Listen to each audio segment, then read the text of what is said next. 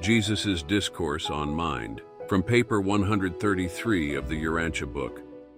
Jesus was 28 in early AD 23, as he continued his sojourn with the Indian businessman and his young son through the Mediterranean world. The last week of their sojourn in the mountains, above Paphos in Cyprus, Jesus and the young lad had a long talk on the functions of the human mind. After several hours of discussion, the lad asked this question. But, teacher, what do you mean when you say that man experiences a higher form of self-consciousness than do the higher animals? And as restated in modern phraseology, Jesus answered, My son, I have already told you much about the mind of man and the divine spirit that lives therein. But now, let me emphasize that self-consciousness is a reality. When any animal becomes self-conscious, it becomes a primitive man. Such an attainment results from a coordination of function between impersonal energy and spirit-conceiving mind. And it is this phenomenon which warrants the bestowal of an absolute focal point for the human personality, the spirit of the Father in heaven. Ideas are not simply a record of sensations. Ideas are sensations plus the reflective interpretations of the personal self, and the self is more than the sum of one's sensations. There begins to be something of an approach to unity in an evolving selfhood, and that unity is derived from the indwelling presence of a part of absolute unity, which spiritually activates such a self-conscious animal origin mind. No mere animal could possess a time self-consciousness. Animals possess a physiological coordination of associated sensation recognition and memory thereof, but none experience a meaningful recognition of sensation or exhibit a purposeful association of these combined physical experiences, such as is manifested in the conclusions of intelligent and reflective human interpretations.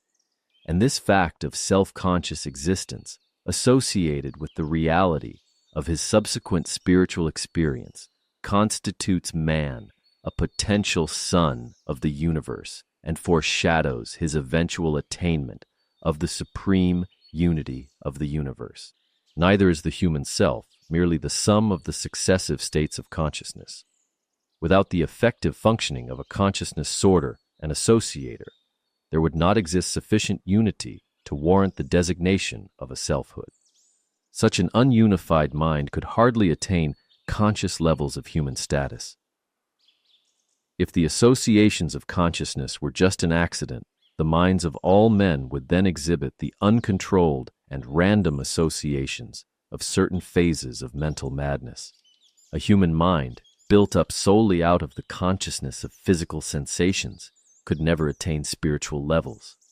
This kind of material mind would be utterly lacking in a sense of moral values, and would be without a guiding sense of spiritual dominance, which is so essential to achieving harmonious personality unity in time, and which is inseparable from personality survival in eternity.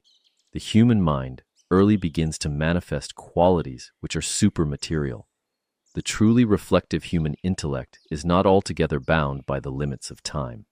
That individuals so differ in their life performances indicates not only the varying endowments of heredity and the different influences of the environment, but also the degree of unification with the indwelling spirit of the Father which has been achieved by the self, the measure of the identification of the one with the other.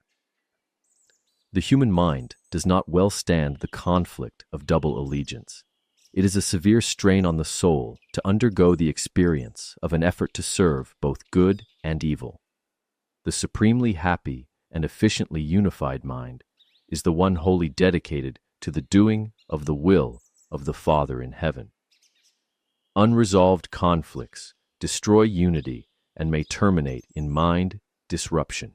But the survival character of a soul is not fostered by attempting to secure peace of mind at any price, by the surrender of noble aspirations, and by the compromise of spiritual ideals.